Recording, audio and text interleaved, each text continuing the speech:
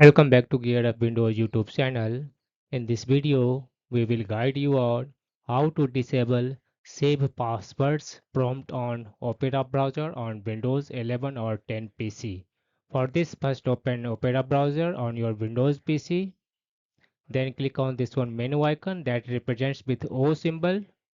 In the drop down menu, select this one Settings option.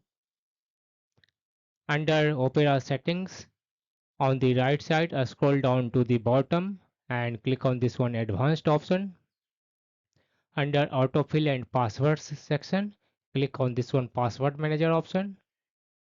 In the left sidebar, click on this one Settings option.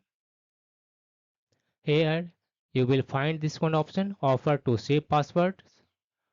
To enable Save Passwords prompt, toggle on this one switch, and in case you want to disable Save Passwords prompt on your Windows PC in Opera browser, then you can turn off this one toggle switch that says Offer to Save Passwords, and then close the Opera browser and reopen it to apply the settings.